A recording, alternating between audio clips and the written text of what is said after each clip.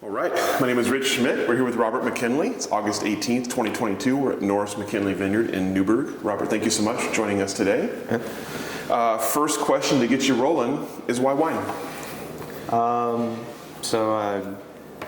Growing up in Southern California, wine wasn't really a thing for me. I grew up in Huntington Beach, was pretty much a surfer kid, hung out on the beach, playing beach volleyball to being in the water most of the summers.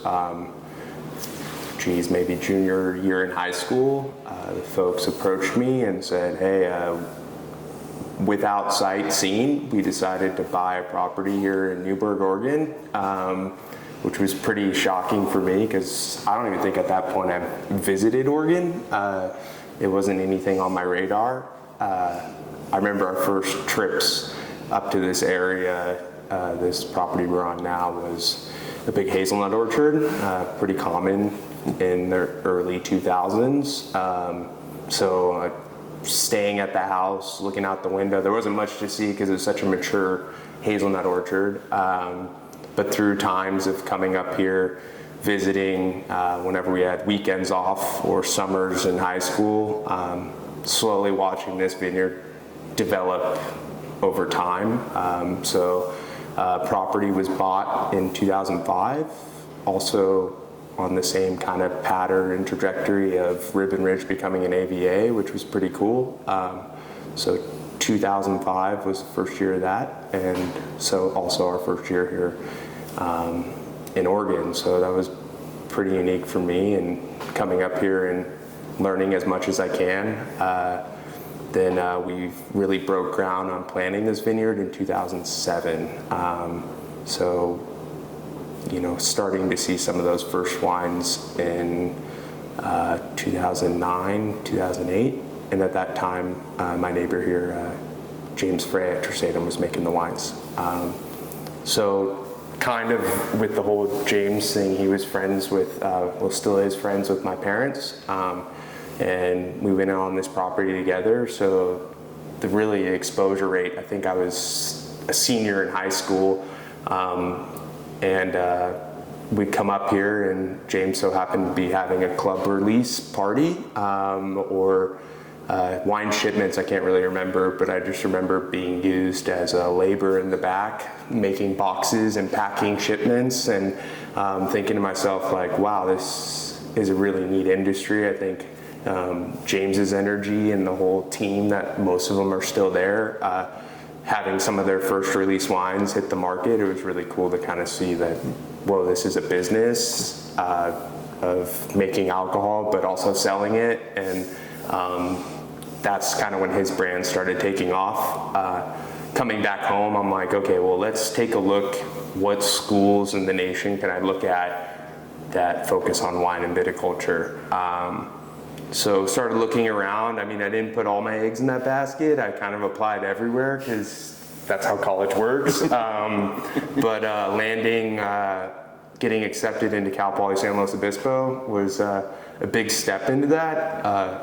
A very competitive program at the time, as it wasn't quite a department yet. It was a major, but not big enough, and believe it or not, a lot of kids wanted to learn how to make wine at the time. So I was accepted into Cal Poly's fruit science program, which made me think a lot. It was either that or I think my final other choice was University of Arizona, and that would have been a very different path from the agricultural side of fruit science. Looked into that and saw a lot of overlap. If it wasn't citrus trees or I remember being avocado-based horticulture. Oddly enough, grapes fall into fruit, so a lot of classes were viticulture classes. So I thought, if anything, I can overlap and learn how things were grown. Maybe graduate with an understanding of plants, and that can push me to the whole wine and vit side. So I started freshman year at Cal Poly, Central Coast, right there in the middle. I mean, it's the beach, it's beautiful. Right out in the back doors, Edna Valley, 40 minutes north, you're in Paso Robles, 40 minutes south, you're in Santa Barbara. So really not a bad place to be. I think I remember, it was a little bit of a culture shock being a kid from the beach and then learning plants. I think my first lab, I remember being on campus and you have to walk everywhere, try to figure out where your classes were. And my first class ever was in the horticulture unit, crops unit.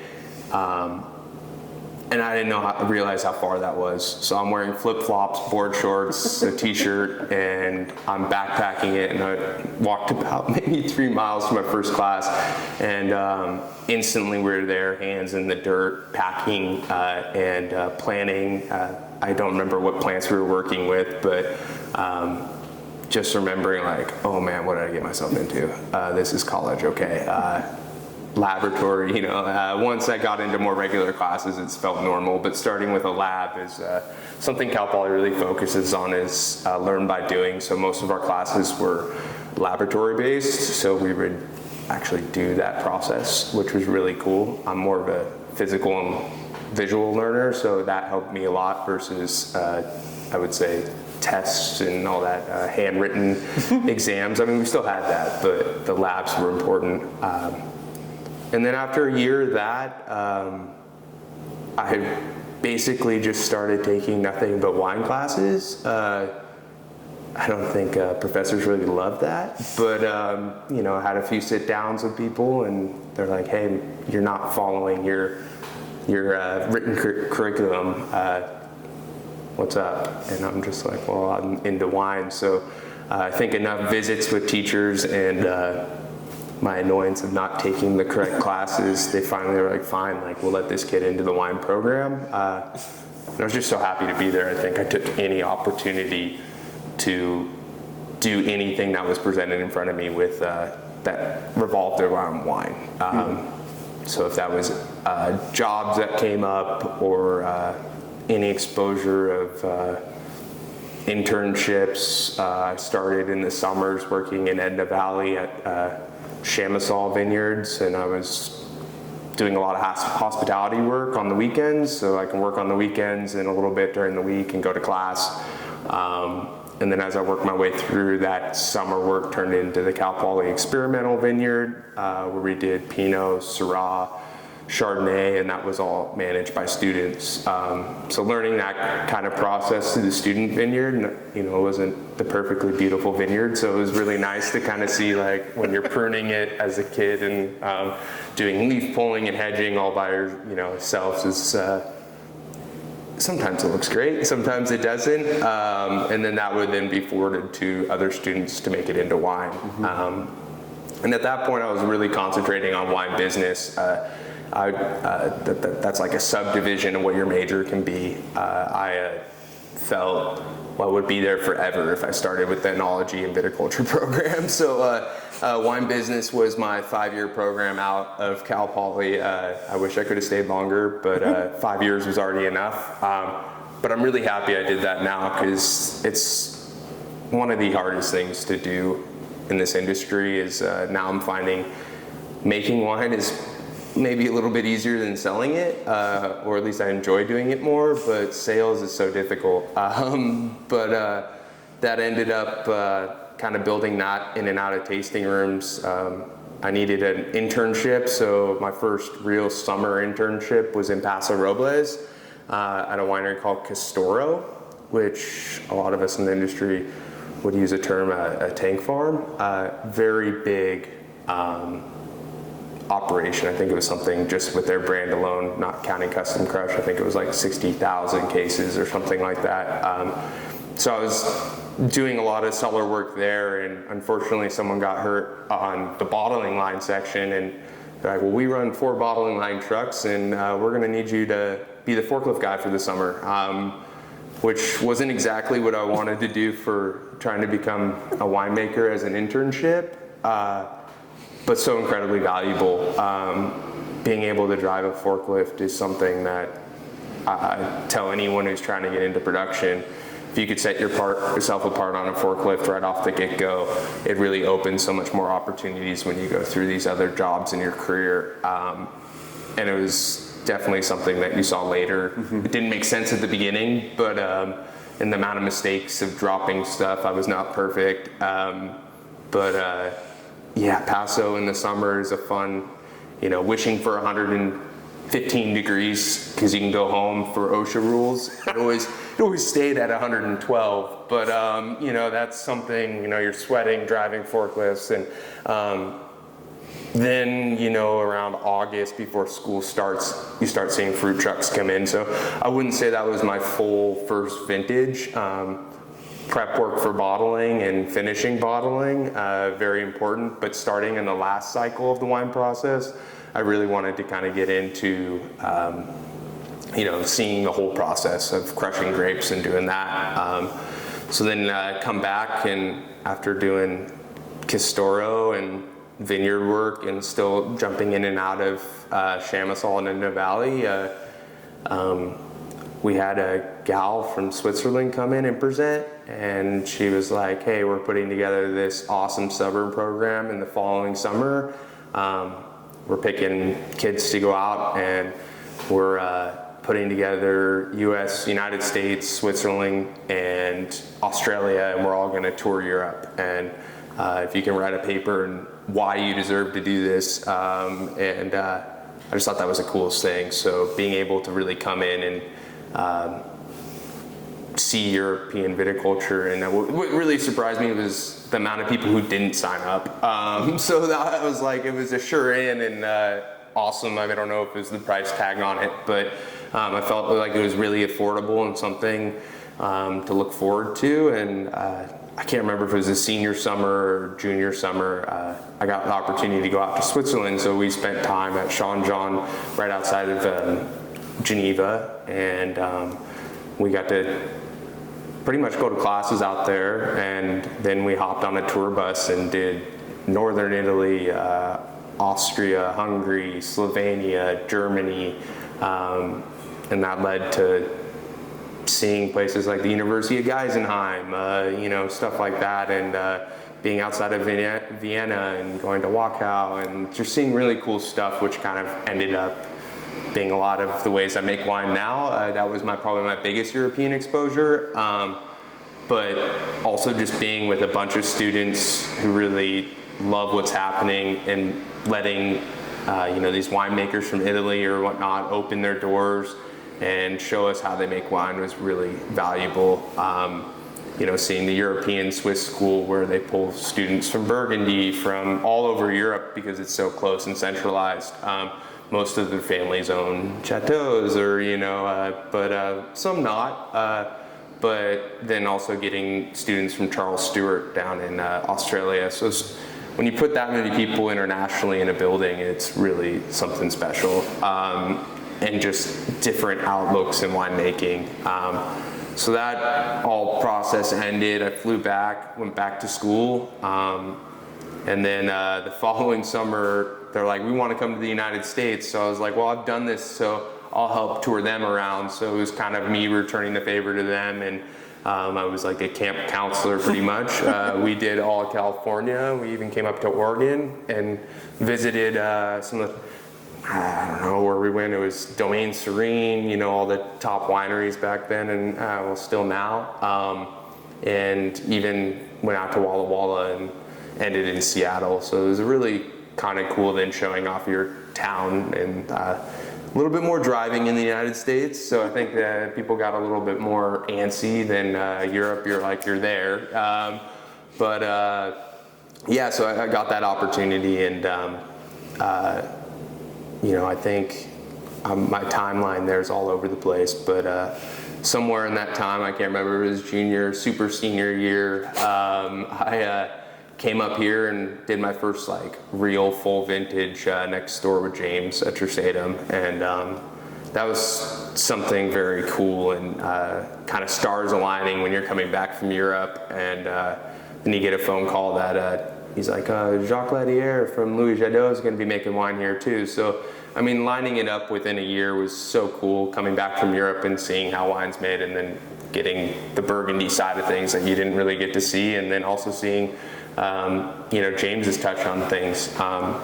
It was such a valuable vintage with James focusing so much on tasting, and I think at a young age, when you're tasting so many wines, it really builds a palate, which is really important. I would say coming back from Europe, seeing all those Eastern European styles, some very good, some not, but it's education. And every morning it felt like we had wines in front of us, and we got to taste through Ribbon Ridge, Yamhill, Dundee, and we lined them all up, and I don't think there's any better way to learn.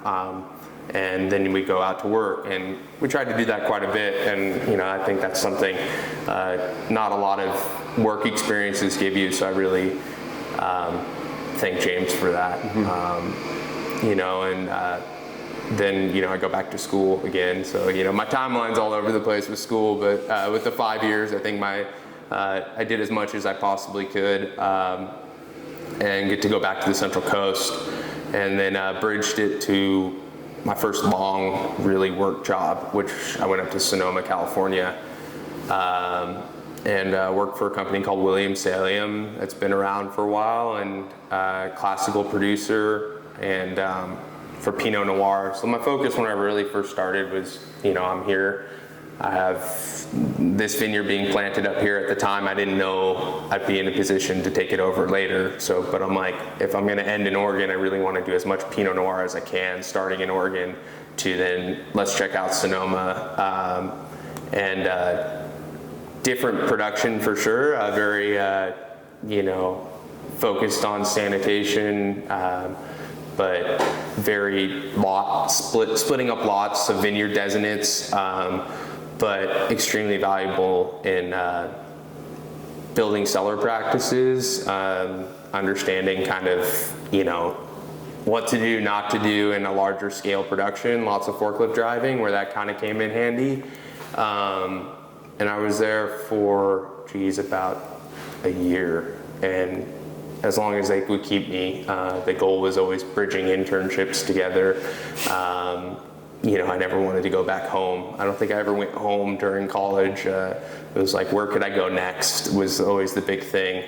After staying through blending, I think it was like, we're racking in November, and I was presented with a really cool opportunity to write a paper and go into San Francisco if you get invited, to sit down at a table and apply for the Doug Weiser scholarship, which was a young winemaker who went to New Zealand and worked at a Craggy Range, and he ran the operation there, but unfortunately passed away in a kite surfing accident. So each year now they end up taking a U.S. winemaker and funding their trip to New Zealand. And I was like, hey man, if I can get a free trip to New Zealand, I'm all about it. So took a long time to write this essay, and got invited for in-person interview in San Francisco. I think we were in the financial district or somewhere, and going up a skyscraper and sitting down at a table explaining why I wanted to go to New Zealand. It felt odd. And I remember being so sick that day too. I'm like, I butchered that interview. So I ended up not getting it, and was so disappointed. And I think we ended up going into Christmas around that time, and at that point the winery kind of slowed down, and I was at home. I think it was Christmas Eve. I get an email from the winemaker at Craggy Range, and he's like, hey man, it didn't work out, but do you still want to come in May or whenever harvest was? And I'm like, hands down, yeah, I'll be there. So having the opportunity to still go, but paying out of my pocket, I didn't care. So that was my first international experience, which really kind of opened the door to a lot of things.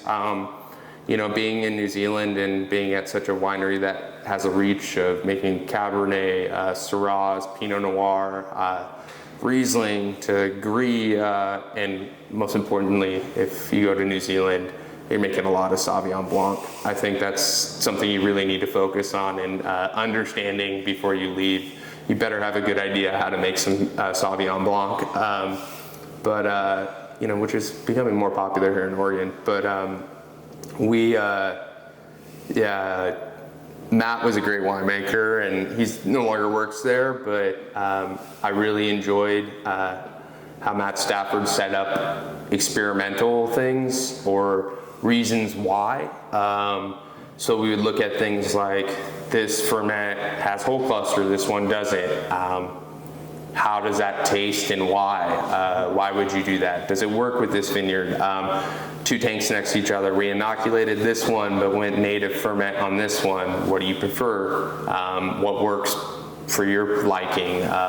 Filtration, one filtered, one not filtered. So seeing side-by-side things like that, and really when you're doing about 1,000+ tons, it's really easy to kind of break off and have all these experiments. Mm-hmm. But I think that was the first job where you always have people who work vintage or harvest, and they're doing it with the like of doing harvest, but sometimes like it's their second or third thing, which is nothing wrong with that.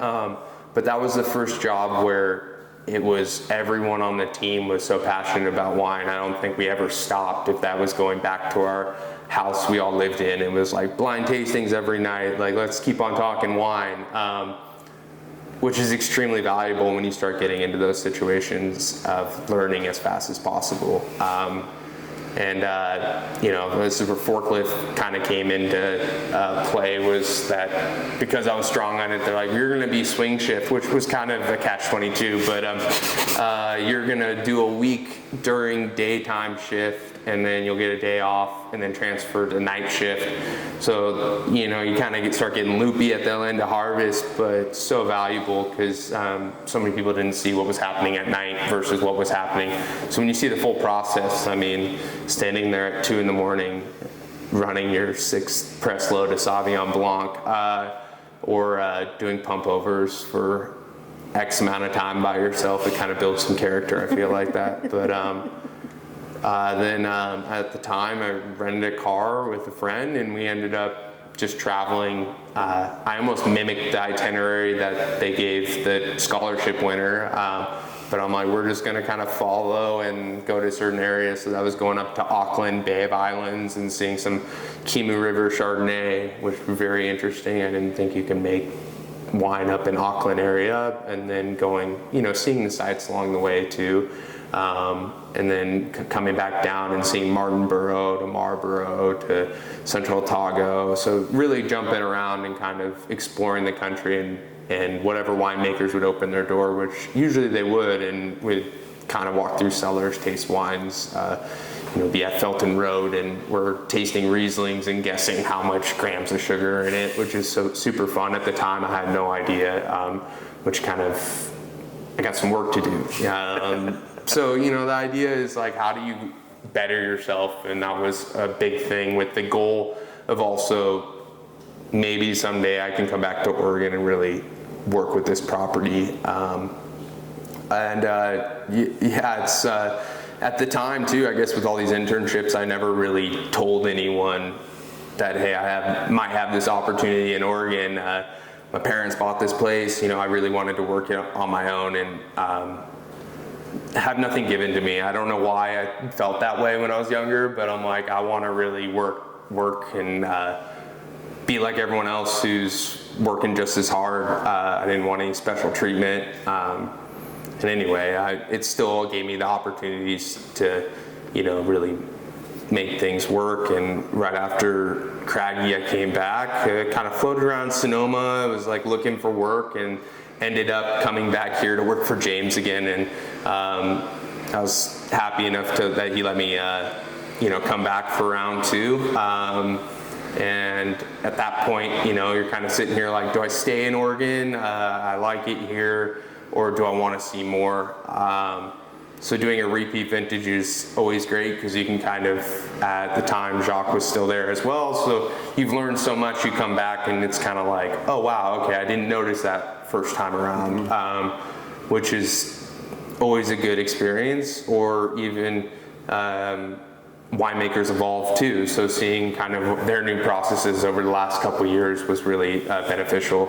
And yeah, so then at that point, you know, walking from here to there is a pretty fun vintage. And then I was like, well, I'm not ready to stop yet. So I ended up applying to a winery, well, lots of wineries in Australia.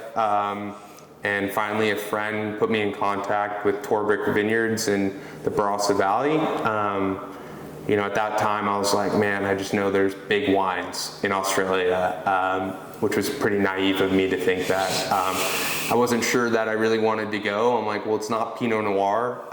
It'd be like kind of my first vintage without Pinot Noir. But I felt that was pretty valuable to look at something else. So lots of Syrah or Shiraz and Roussanne and Marsanne, all the Rhone varieties. Got an email back and they're like, yeah, well, if brush fires don't take over, we're gonna still have harvest.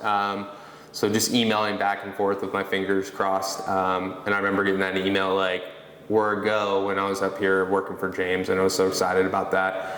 And I think that was the first break I've had since college, where I just had to wait. I went back home and waited a couple months before going to Australia. I had a plan, but I think both me and my parents, we were all button heads, like, I'll get a job, but no one's gonna hire me for 2 months or whatever it was, 3 months.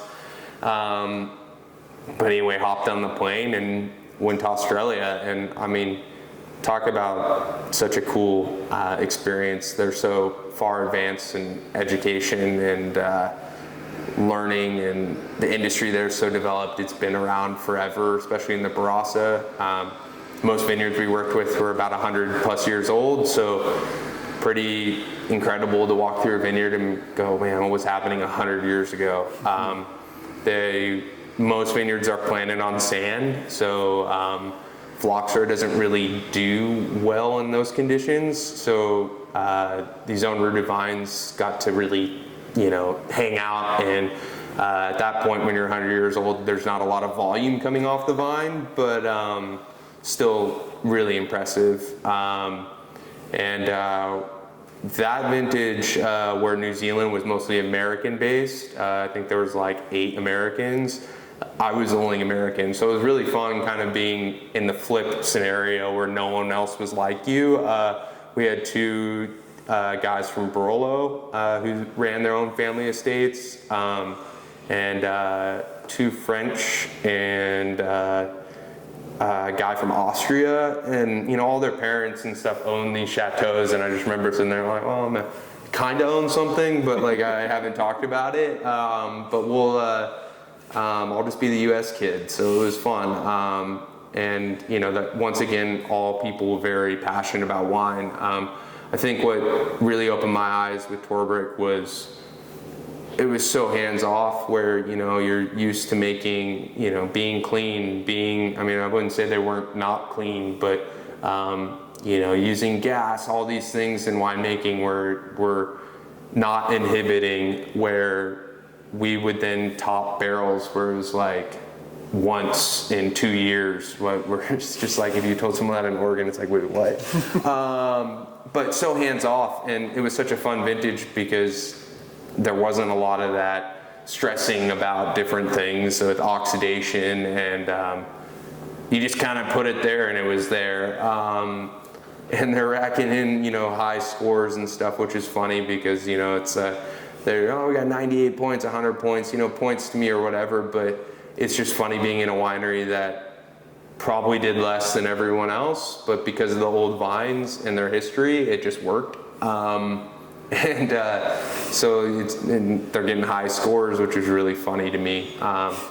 But also those nights there were incredible with a bunch of winemakers. We go out to Adelaide, which is very similar to Portland, and you're sitting there with, when you have all these different nationalities, and we would go to a wine shop and be like, go pick something out, and that was really cool. Most people were trying to, show off their country, or producers they really enjoyed. Of course, the Austrian guys grabbing a Gruner, and then you have like the guys from Barolo putting Barolo down, and really cool experience to learn. And then they start talking about the terroir and all these things you probably would never get. It was almost like one of these interviews at a table in of a bunch of winemakers. So I was there for about a year. I let them keep me as long as they wanted. After harvest, I was luckily their viticulture, Nigel Blesky, who's been there, new to Torbrick, but been in the Barossa Valley for a long time and very well-known viticulturist. was willing to take me to all the vineyards, so I got to do a lot of the pruning and stuff like that in old vines, and there's so much that goes to that and taking care of history. Each pruning cut's so important in keeping these vines alive. So then walking through all the vineyards was very cool. Even having dinner with his family and, then coming back in the morning and training his young vines, but then we kind of graduated once he felt comfortable with me, and then we'll go to his older vines and work on his older vines, and really neat experience. And I think I came back with an accent too, which is really funny. It's like an Aussie accent. I didn't notice it, but when you're there for that long, it just starts to happen. Then I came back and lined up a vintage in Santa Barbara, and that was kind of almost like home away from home. I was coming back to the Central Coast. At that point, I was really interested in Syrah and Cabernet. I worked for Honada in the Hilt. Matt Dees is a winemaker down there who does some really impressive things. His assistant Drew Pickering as well is incredible. So learning from them was great. You're back in another vintage where you're doing literally every varietal, which was really cool, sparkling to Cabernet and their Honada brands out of the San Ynez Valley in Buellton. And Ballard Canyon was more the AVA, which is 30 minutes away from the Santa Rita Hills, and then they had vineyards in the Santa Rita Hills, which was all Pinot Noir, Chardonnay, and kind of still gave me the Pinot itch, but got to play with the bigger varietals as well. Those guys were great. Matt, you're not an intern there, you're a young winemaker, and they treated you so well. Each winemaker got a ferment, so you can pick any varietal you wanted, and he said, you can do whatever you want to it, which I thought was so cool. He's like, if anything, if it's not great, we'll just blend it away. It doesn't matter. So I had the opportunity with working with some Sanford and Benedict fruit, which is a very old vineyard in the Santa Rita Hills. So I made Pinot, of course. That was the goal back then, and it's been a while since I got to play with a Pinot pretty much. A lot of things I would have done different, but a great learning experience. I'm sure it just got blended away with something that I would never know, but it was a good experience nonetheless. And that one, it was only a 5-month internship, 4-month internship, but right after then, those guys are still like some of my closest friends, and I think working with the Cabernet side and those guys being really cutting their teeth in Napa Valley, instead of waiting around for a job in Santa Barbara because it's a bunch of small industry and it's not as easy to get into places, it'd be a lot of downtime. I'm like, man, there's a lot of work in Napa Valley, so packed up my car, and I don't even think I went down south to Huntington at that point. I'm like, I need to just get up there and keep on working. So kind of putted around Napa Valley for a while until I found the opportunity to work with the winery Vineyard 29 out of St. Helena. And they've been there for a long time. They're right north of St. Helena on Vineyard 29, on Highway 29. And obviously Cabernets and Sauvignon Blanc, and their goal is to produce, high-end Cabernet. So I was their vintage enologist there, which was great. That led to whenever there was downtimes, I'd go work in their tasting room and was back into sales. So I'd be in downtown Napa doing sales, and then when it was time to bottle or go start doing, enologist work again, I'd drive up the valley to St. Helena, which was about an hour, and get back to work up there. That was 2017. We also ended up purchasing Shea Fruit, which was pretty fun. I mean, that was a big swing for me, and being an enologist is I still kind of had the Oregon touch, which was fun. I mean, we didn't get a lot of it, but it was cool to make Oregon Pinot in Napa Valley.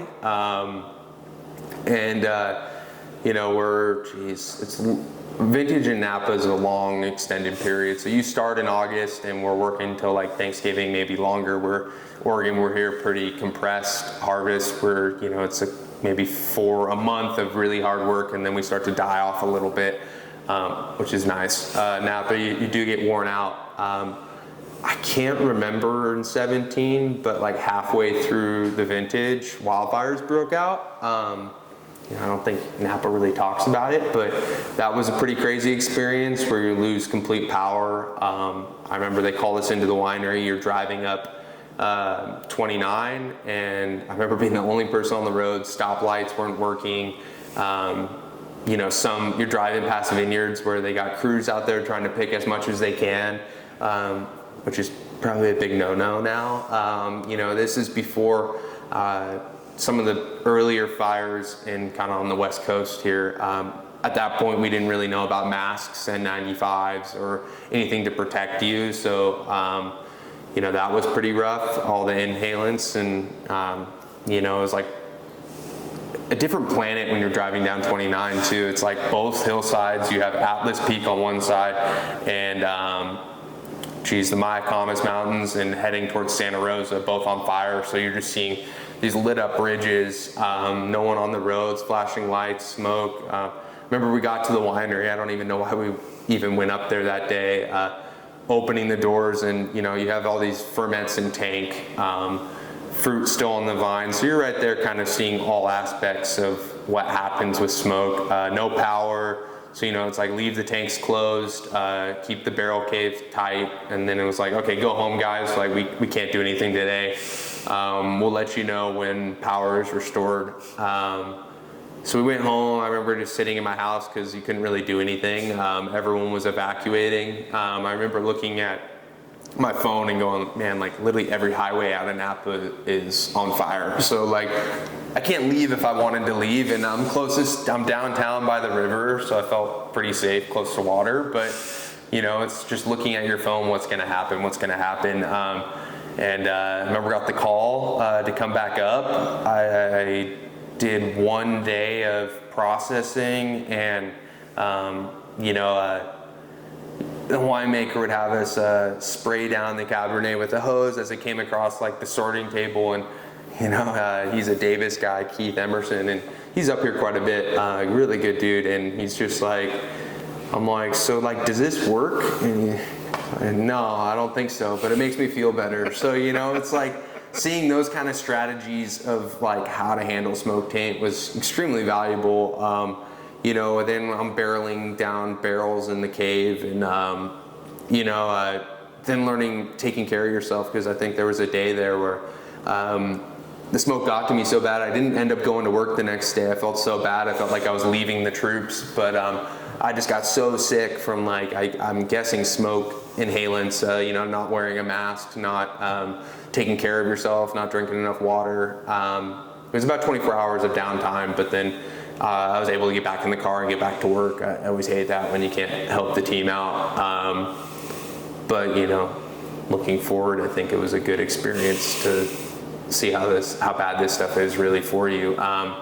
Then accessing the jamages once it was done, going through tanks and tasting tanks where it's like, this was fermenting and it's completely smoke tainted now, or this tank's fine at this stage, which was really interesting. And then once the fruit's coming on vine too, you're then evaluating. So being an enologist in that position was really valuable, because most of the time you're in the lab and you have winemakers coming in and talking about these situations. Like I didn't know what to do, but just being around people at that time was valuable. And Napa Valley is so, they have their fingers on the pulse with UC Davis being right there. So when you have then providing information from some of the professors was really interesting. But I stuck out there, working there all the way through Christmas time, and then my lease was coming up at the New Year, and it just felt right after finally settling down somewhere for a year. Man, it's time to come to Oregon. So in 2018, I moved back up here full time. Took a while finding jobs, floated around the valley for a while, working in tasting rooms, doing vintage. My longest stint was at Willackenzie. Ended up working in the hospitality program for about a year and a half, which was extremely valuable. Kind of getting back into the sales side of things. I mean, I wouldn't be able to run the company I run now without seeing that how to sell the customers, how to talk to people, it's just so valuable being behind the bar, and especially a company with that much history, and being kind of under the Jackson family umbrella was extremely valuable. I guess before that I was at J. Christopher as well for a harvest. Just did a 4-month stint there. But the whole time being in Oregon, once I was in 18, our fruit contract ended. Van Duzer used to farm our site, so it was James Frey, and then Van Duzer stepped in around 2015. So the contract was coming to an end, and the opportunity here in Oregon started presenting itself, where it was like, hey, we can actually retrofit this old barn on the property. So years later, contracts and timing and everything kind of worked out. So I'm here now. Went through a large construction project, but getting this building fit for production and tasting, and boots on the ground in the vineyard every day. I got to walk my dog. It's a crazy little guy, but I'm hyper focused on about a 12.5 acre vineyard, which is good and bad, I guess. I don't know. You can really hone in on the little things. Each year I'm figuring something out. We're moving into our 15th leaf, so 15 years of growth, which is pretty awesome for Riesling and Pinot. I like to say we're kind of getting into the old vine section. There's older vineyards in this, but when you start kind of getting into the late teens, early 20s, is where you start getting more, I think, terroir out of the vineyard versus more of the bright fruit characteristics you would in a younger vineyard.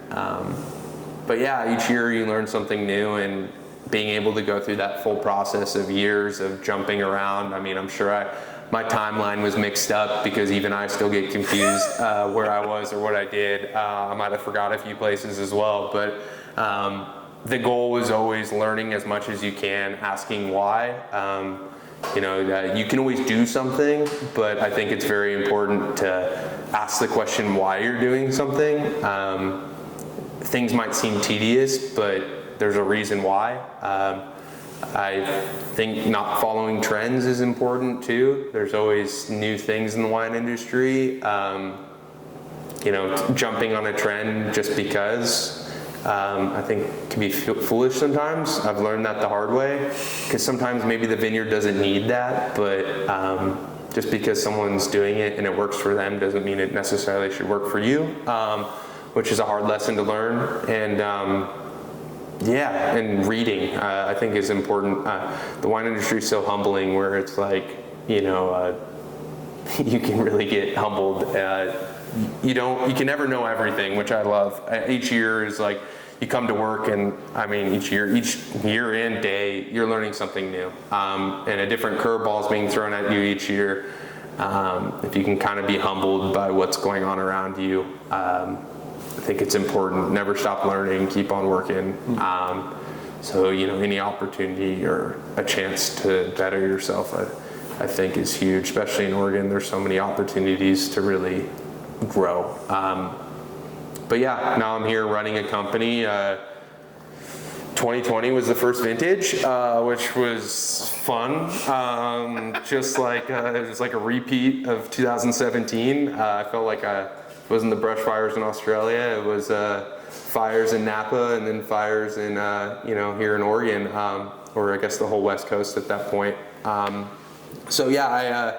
at that point was deep in a construction project. Building a winery is never easy within itself, but then making wine in a half-built, say 3.5 built facility with no windows or doors or anything in a smoke vintage was interesting. There wasn't much containment, but I think that experience in Napa really gave me perspective on smoke taint, how to taste it, how to maybe, there's still so much unknowns, but maybe how to mediate it.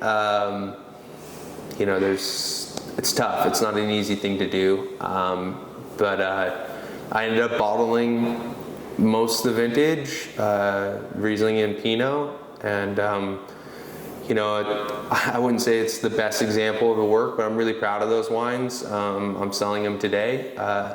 21s are looking really promising, but putting 20s in front of people sales is difficult. It's not easy, but if you keep on pushing, and I think the product that's out there is pretty great. So many people have their different stories and tough situations.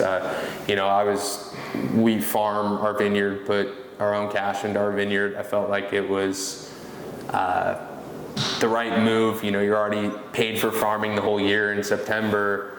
We're almost at the finish line. Either, if you let it hang, you never know if it was ever going to be good. Everyone's in their own situation, but that was ours. So we had all the equipment. We were ready to process. We were ready to, get the company rolling. So I thought, hey, we can at least ferment everything, figure out how it goes, and if it's unpalatable or unsellable, we'll just stop. And I never really got to that point. I think with the vineyard, I don't know if it was the degree of ripeness, where it was at when the fires broke. I don't know if it's this bowl we're sitting in, but they came out uniquely, the vintage, of course, but came out really well, and I'm happy to sell those in the valley, because there's not many who have the opportunity to, because their degree was much worse, or they just felt like it's such a tough vintage, so everyone's got their own thing and opinion, but I'm moving forward with it, and 21s look great, so that was the second year, and almost completed with everything. So I think this year is going to be my first year in a fully retrofitted building, or barn. It's still a barn in my eyes. This is a lot of history in this building, so it's exciting to finally see everything pan out. And then so Norris Wines is our brand. Vineyard is Norris McKinley, and we focus strictly on Riesling and Pinot right now. We have, how many clones? 5, 6 Pinot clones, predominantly Corey, which is pretty crazy how that worked out. So I make a lot of Corey, and then 2 different clones of Riesling, clone 9 and clone 12. 9 being Geisenheim, which is cool because I've been there, which makes me always kind of laugh.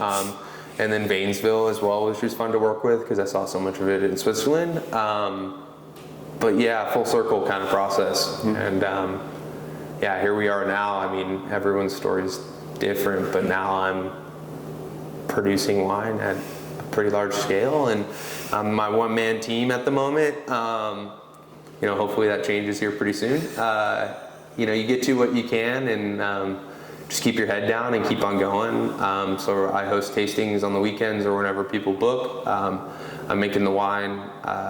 I'm now, when I can get to restaurants, I'm knocking on doors trying to sell the wine. So it's pretty life consuming right now, but I feel like this property deserves it. And, I'm lucky enough things, worked out where I lined up to where I'm able to do this. And the folks and James at the time both found the properties. So going in on that together was really forward thinking. And it's exciting to be here with a bunch of, world-class winemakers on the ridge. I mean, it's pretty eye-opening being, I'm 31 and I am moving into being on the ridge for a long time. So it's exciting, with neighbors, and I'm sure you've interviewed most of them, and all incredible. And my story's just starting. So that's kind of where I'm at here in the Oregon wine industry. But what I really love is people are so willing to help. I can make phone calls now. Most people I've done business with over the short years have become extremely good friends. We call each other all the time if we have issues with the wine or selling. I wouldn't say I've done business with a lot of people over the last 3 years, but the select few are some of my really good friends, which is cool. And that's kind of how this industry works in Oregon, where it's pretty inclusive. And I feel like if you want to grow, this is the place to be. We're still growing as an industry. I I'd say like places like Northern California is great, but the growth has already happened. I think my advice to young winemakers would be come to Oregon. I think there's more opportunity if you start from the ground up here. And new brands popping up like crazy. I can't keep up with it, and I'm one of them. So. And tell me about it. Yeah, right. It's hard to keep track, and you're over here probably trying to track them down for an interview. Exactly. Yeah. So, but yeah, that's my story. It's a good story. Yeah, it's kind of crazy. I talked the entire time. I have more questions for you. So there's more talking to come. So you, even though you mentioned you're still young, you're still 31. You've been a lot of places. Yeah. You've worked a lot of places. You've seen a lot of regions, a lot of wineries. Give me an idea of comparison and where Oregon kind of fits globally in your mind in wine, and both sort of quality and all of that. So, I think, I use this one a lot. Eric Kramer over at Willet Kenzie brought it to my attention that like we're one of the smallest regions in the United States, but we're producing some of the highest quality wines through reviews and scores and just recognition within the United States. I think that's super cool. Comparatively with quality, I think each year we're becoming better and better and better. And I think, most areas, and I've done most of the West Coast, it's funny seeing friends coming up here to buy fruit now. I think it's things are out of the bag now where you're realizing you can get some really good quality for your price. And then, looking at, each year is so different with heat and all that, but being able to kind of deal with warmer vintages and colder vintages, and I think that's where comparing a lot of the regions kind of, that was the goal, to go and be able to handle all the curveballs that Mother Nature gives you. Without these hot summers, like we wouldn't make wine in Oregon. It's the degree and the long sunlight, in the middle of the peak summers until 10 p.m. Without that, we wouldn't be making wine in Oregon. So, which adds a totally different, just the Pinots here are world class, and I have to be the champion of Riesling as well. So I think Rieslings, United States wise, are extremely powerful in Oregon. And then obviously the world class Chardonnays being made here. It's funny, if I'm trying to impress people with a U.S. wine, I usually gravitate towards Oregon. So it's a really unique place to be making wine, if I answered that fully to the... You mentioned Pinot Noir from the beginning as being an interest, and you mentioned kind of an end goal of being in Oregon making Pinot. So tell me about getting to know Pinot and what has excited you about it as you've worked with it over the years. Pinot. It's a love, I don't want to say hate relationship, but it's such a difficult grape to grow. In the vineyard it's tough, in the cellar it's tough. If mistakes happen, it's harder to really mediate those. Whereas like Syrah or Cabernet, like I love making those wines. It's a totally different process, but you can really beat those up. Like if something happens, you can really take care of it in a different way, where Pinot's so transparent. And it's, especially here in Oregon, it speaks to the vintage. Each year is so wildly different, which I love. It's not linear like some of the other varietals. I love Syrah as well, but I don't think I'll ever dive into that rabbit hole up here in Oregon. But I think because it's so unforgiving, it's and challenging, it's really hard to make really excellent Pinot, and so many of us are doing it well here, which is pretty incredible. You mentioned earlier that you were working alongside winemakers and realizing they were evolving from year to year.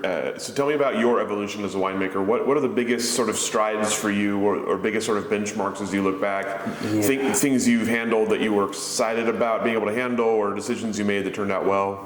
Over the years, it's funny when you're young in the industry, you feel like you know a lot more than you really do. So like being humbled a couple of times was really awesome. And then like as you start doing things on your own, the stakes are high. So room or wiggle room for air becomes less and less, you really don't want to make those mistakes, but sometimes from a mistake you learn a lot. You learn more from your mistakes than you do from your successes. But I think the benchmark for me was when taking over the vineyard, really learning kind of what's here, trying to make the best decisions for that. And then, a lot of people get their jobs as winemakers or anywhere in the cellar in already completed buildings, not designed by them, which I think is incredibly difficult going through and building a functional winery. There's so much that goes into it, from how's your affluent system going to work, things like that, like brown water, how's it going to drain, electrical, what kind of power are you bringing in, does it work with this equipment, and that was a huge growth for me. Like, I can honestly say everything in this building, I don't know, rebuild's the right word, but I can really figure out what's going on with it, to where like most people don't see that. It's a hard thing to really explain, but and then each year there's always something on the winemaking side you're going to learn. I mean, 20 the fires, 21 hot summers, and then it's how are you going to deal with it. It's not like, for me, it's like you can't really get caught and go, the vintage is ruined, or it's how you're going to handle it. It's like almost a game for me, where it's like you're playing a card game and that's your hand for the year. How are you going to make that your best situation that you have? And then this year we had some frost. What are you going to do differently in the vineyard to handle that? I think you try not to get caught in the thought of we've always done it this way. I think comes back to my point earlier, where you really have to question why you're doing something, because as winemakers, it's like there's a little bit of comfortability in being consistent. So I think really challenging yourself to do something different is really important. And sometimes that's when you start entering into scary ground.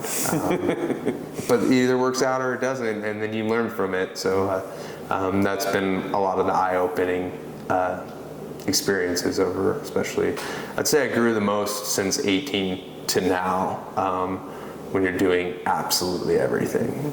Yeah. Going back to an earlier question, we talked about all the obviously all the places you've been, people you've worked with. Mm-hmm. Obviously, you saw a lot of styles of winemaking, a lot of sort of philosophies of winemaking. So, tell me about developing your own, and at what point you felt like you had sort of preferred style, methodology in your wine. In New Zealand, cool climate, I felt like was pretty linear with what we do here. Santa Barbara as well. Stylistically, I like to make pretty focused wines. I'm trying to really show the vintage each year. Good concentration, color. If I can really advocate that vintage in a bottle, I'm pretty proud. I'm still learning a lot of my styles with this new vineyard, and really each year kind of shows different aspects. I feel like 21 was a big aha, as 20 was kind of a tough year to really evaluate a vineyard. But really focusing on like clones and where it goes. My first year here, I did 21. I did a lot of whole cluster and playing around with that.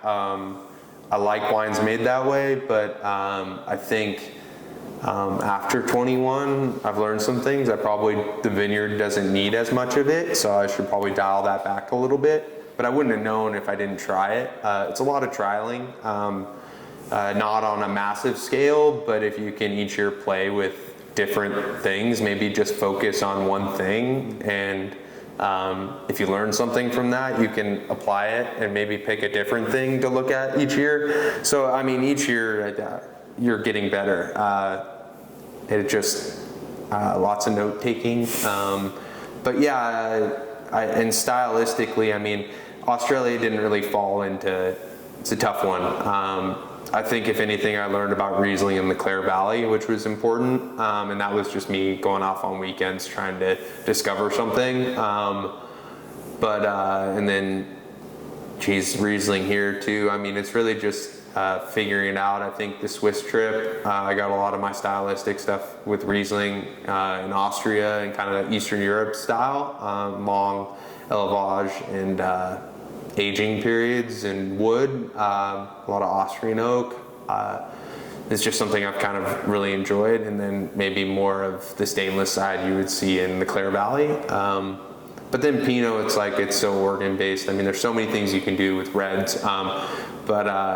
Yeah, I mean, each year it's just like stylistically, I'm still trying to figure out a lot of things. But this will be the third vintage.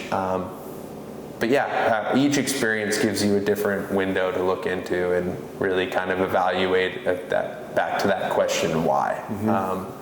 But that's why I love wine, because there's no right or wrong answers. It's really an expression of you as a winemaker and what you like to show as kind of that's the art of the finished product. If I answered that fully. So you mentioned the vineyard and now kind of being engaged with it, focused on it full time. So tell me about the vineyard here. What's unique about it, and what have you learned about it, and what is still to learn? Oh yeah. So planted in 07, it was planted by Results Partners. So when you look at it, the spacing is very 2007, 4x7, where you're seeing a little bit tighter spacing as we evolve a little bit. I really like it. I think it's a great way to farm. So we're spaced as historical Oregon, I would say, more classical Oregon, so not so much high density, but planted like something you'd see in the earlier years. We're, like I said, in our 15th year, so seeing some of these old vines mature is pretty impressive. Like the other one is Corey. I mean, that's the largest block on this property, which is uncommon. So figuring that clone out has been really interesting, and what it goes well with. I'm still on that quest, I feel like. And then Dijon, the 667s, Vainville, we have a lot of 115, and figuring those things out and what works well, barrel programs, stuff like that. But each block puts off a different thing. Like the top of the vineyard, 115, is very dark fruited, which is odd versus what I've noticed at a different block, 115. It's not far away from each other. It's got to be a different clone, but that shows a lot more of the red spectrum, which is so strange because they was planted at the same time, and I'm sure the plant material came on the same truck. And then Riesling's been fun. Clone 9 is very cool. That enters more of like a pineapple realm for me, if you're talking flavors and aromatics, where Clone 12 is more of stone fruit. So really kind of diving into that. And I think with the vine's age, both these Riesling and Pinot really start showing off. Each year it kind of enters a different realm, and as these vineyards get older, and you really take care of them, and the goal is like, each year, how do we make sure these things can stay in the ground a little bit longer? Are they being pruned correctly? Are they, spray programs, all that kind of stuff we look at. But pruning is very important as well. But yeah, I mean, it's like a puzzle. It's like, why is this section weaker than this section? This year we did drone flyovers. I had a buddy bring out a drone, so seeing vigor in different areas was eye-opening from the sky.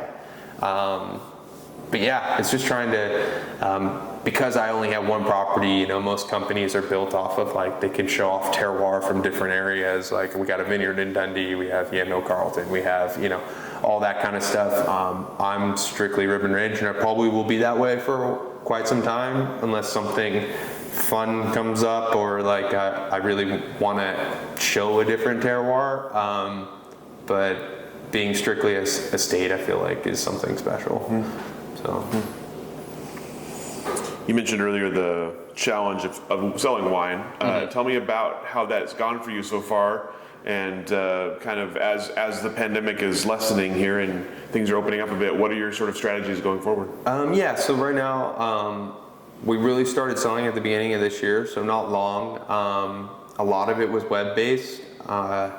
picked up a distributor in California who's also a friend, so they've been great. She works for a full woman company, Argo, down in Costa Mesa, which is a really cool, progressive company, and so it's pretty awesome being a part of their, they carry the Riesling, and seeing where it gets placed in California has been cool, because it's like where I grew up. It's like, well, it's at this restaurant now, and it's like, oh, that's like kind of a fingerprint of where I used to go.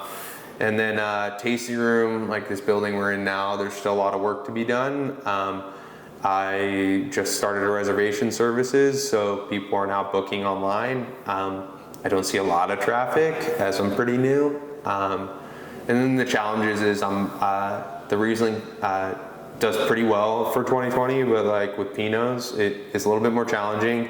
The first question when people walk in, it's like, well, I was just at this winery and they said it was a very bad vintage and they didn't make anything. And, that's their vineyards and their decision. But I'm here pouring strictly 20 Pinot right now. So I'd say they're priced extremely fair. But that's the hurdle of winning people over. I think my favorite part has been going to restaurants, places I don't typically go, and then the first thing the wine buyer says is like, just to let you know, we're not carrying 20s, it's not something, we don't like that vintage. And then it's a win when they're buying a couple cases at the end of the tasting. So I love that. Will something progress in these wines in the next couple of years? We'll see. But as long as I'm ahead of the game and inform the customer about the vintage, I'm completely transparent. I'm not going to pretend it didn't happen, because I think it's kind of part of Oregon history now, from what I know, of the only fire vintage we've seen in Oregon. So what happens if we see it again? If we don't make anything again, how are we ever going to learn? How are we going to mediate that? Hopefully science, catches up. Like the powerhouses who do a lot of the research, like Davis and Awari in Australia, really do some groundbreaking things here, so we can really learn. But that definitely affects sales. I think one thing that is kind of funny is what I'm noticing is a lot of out-of-state people don't even, it doesn't even register what the year was like. You'll tell them, but they'll be like, oh, I had no idea. Where I think as an industry with us, I don't know if it's a bad thing to say, I think we beat ourselves up in Oregon a little bit too much, where we know it's bad or we're talking about it too much, but just observations. I didn't stick around in Napa long enough to see how that transpired when it was coming out. I don't know if it was more vocal of what happened than we were, or less reserved. I don't know. But that's the challenges, right? We'll see if frost is something brought up, but there's always going to be challenges in sales. People's palates are different. I think this first year has been tough with only 3 wines. It's like, here's a Riesling, here's 2 Pinots, and then it's like, all right, we're done. Do you want to go taste some barrels or something? What can I do to keep you entertained for an hour and a half or 45 minutes? I think coming with harvest, we'll slow down again, start looking at web sales again for the holidays, and then really next year, when we got a couple more Rieslings in bottle, I think we'll have 4 coming at the new year, the 20s to still pour, and then maybe start introducing some 21s. We'll have a pretty solid lineup to host people, and then at that point start looking at like maybe a club or allocations, or we're still trying to figure that out. So right now I just kind of sell wines as they're easy to ship. So 3-pack, 6-pack, 12-pack, and I'm just calling them allocations until we figure it out. But that shipping those formats is good for us as a winery, and typically it's more profit, better for the person buying the wine. Shipping costs are usually more friendly at those volumes, but. So it's been, trying to figure out kind of how to navigate the 20s has been challenging, but I have to be the number one supporter, because that's what I got right now. And the wines are great. So, I love what came into bottle, and if it keeps on making restaurant by the glass pours, I'm happy. So. Along those kind of same lines, I'm curious what it was like for you finally having a bottle with your name on it, putting it in front of someone. Oh man, it's surreal. It's all that work and years. No time off. I mean, you put a lot of your life on hold doing the traveling. I recommend it. Everyone do it, but missing weddings, missing birthdays, it's all kind of part of the game. The amount of times I've told people, I got harvest or something. So it feels really good. When you first bottle, there's always that bottle shock period. I think me tasting too many wines during the bottle shock period is always like plays games with your head. But it's a process, and to know you did a majority of that by yourself is really rewarding. I don't bring in intern help at this point. I'll have friends, like if they're over work or something and want to do some pump overs late night, like come on by, take some work off my hands. But for the most part, all the decisions is me. So, when you look at something as this was picked, my family comes up for a week or two or whenever we're doing like sorting and processing. But then after that, they kind of disappear as they have their lives as well. So I get interns for about 2 weeks maybe, and then Riesling's usually on me, and as it's later in the season. But it's crazy, like finally having family names and building a story around. It's always been a topic in the family, like maybe one day we can do this, and it's finally happening. So it's pretty cool. And to see that, all the stars kind of aligned, because a lot of things have to go well for you to get to this position. So with all the travel, with all the experiences, you started down the path and never really went any other direction. Was there ever any doubt for you? Did you ever have any time when you thought you didn't want to do wine anymore? I don't think I ever didn't want to do wine. There are times where you're going through the process and the amount of interviews being taken, they don't always go your way.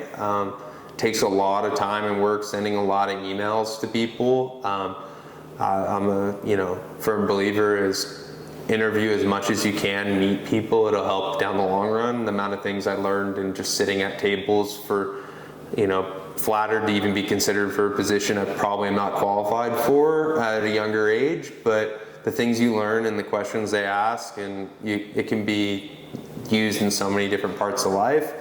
But that's exhausting, and I never stopped. It was always looking for what's next, just to keep, if a job ended, it was like, I want to make sure at that point I'm going somewhere else. I think some of the challenging things with that is like, you're working so hard and trying to go places, and, you hear comments like, one was, you never worked with Cabernet before, like, so that's tough for us to commit, where I'm sitting here going, well, it's like the same thing, like,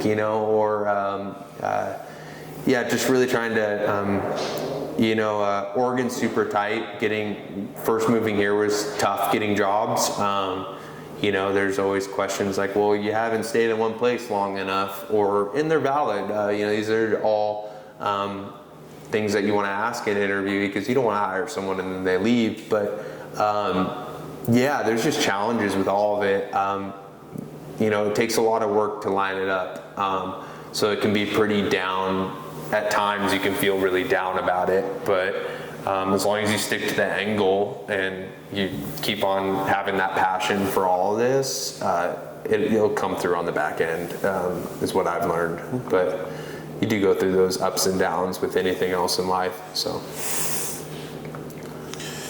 you talked a little bit about what's ahead for you and for Norris Wines, but tell us a little bit more about kind of future plans, goals you have in mind, and maybe some projects you haven't talked about yet.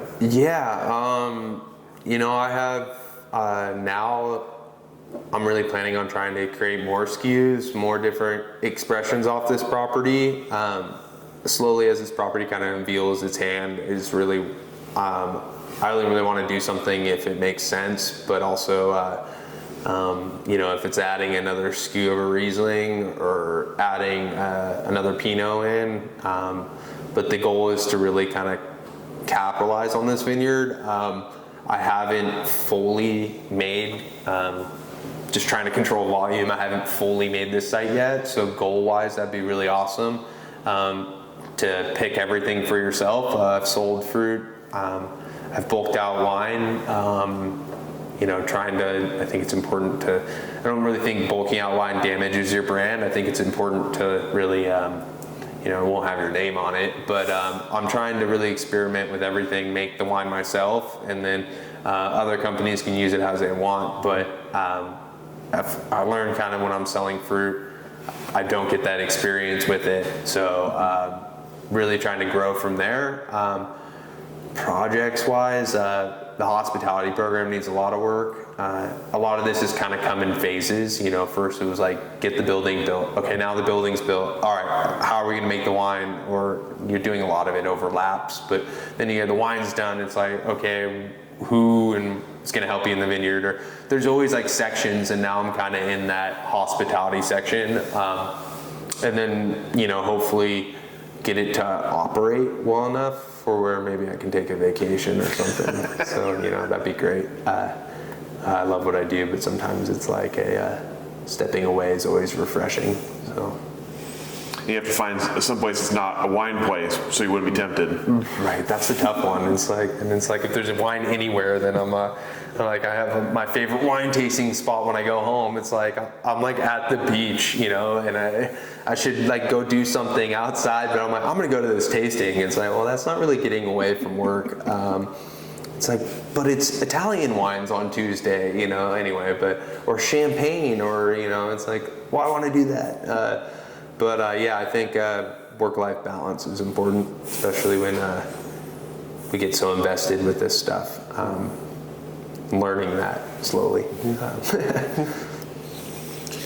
So you've talked a bit about your sort of impressions of Oregon so far and of the industry. So tell me about what comes next for Oregon. What is the industry, what are the sort of the future look like here, and things you're excited about, maybe things you're fearful of in the Oregon's future? I'm really excited with, the quality of wines keep on getting better. New AVAs are popping up. I think that's exciting to really segment some of these larger areas. I think that'd always be a conflict of, someone might be in an AVA and not want it, and someone might. That's hard for me to say being in the smallest sub-region in Oregon, which is cool, but I think like dividing up the chain of mountains is happening. I think that's pretty wise, coming into seeing different aspects and terroirs. Maybe even Yamhill Carlton. I mean, if it scientifically makes sense, the soils are different, all this kind of stuff, but being more focused, and then maybe places in different parts of the valley starting to shine. We really don't, there's only so much land that can be planted in Oregon, so I don't see major growth, maybe like south or north, but here in kind of the older side of the northern Willamette Valley or Eola, you can only really plant 300 feet off the ground or 250, whatever it is to be considered an AVA. Well, we're running out of hill space, so I don't see massive growth unless maybe hazelnuts or something kind of moves out. I think retaining where we're at now, seeing different companies come in, I think brings awareness to the area, which is good, and maybe funding, maybe growth, which I don't think is bad, so not really fearful about much. I think we're still young enough where things are moving in a really good way for even some of us who've been here forever. We're still relatively new in the 07, and how much has changed in the mid 2013 to now is crazy. I don't get out and taste anymore, but there's so many places I used to say I've been everywhere. Now I'm like, I haven't been to a lot of places.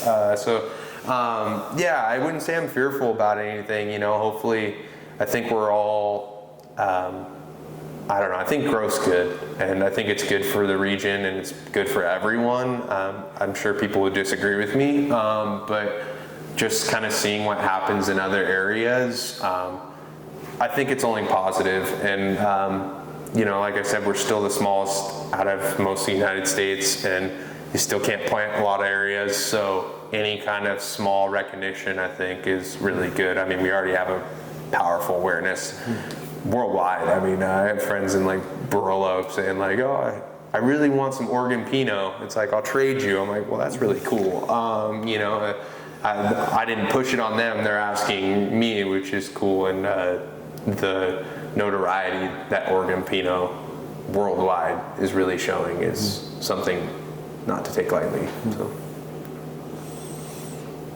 All right. That's all the questions that I have for you. Anything I didn't ask that I should have? Anything we didn't cover that we should have covered? No, I think we did good. I've talked a lot. That's always the goal. Yeah. Thank you so much for your time, your hospitality here today, sharing your story with us. And we'll go ahead and let you off the hook. All right, thanks. Thank you.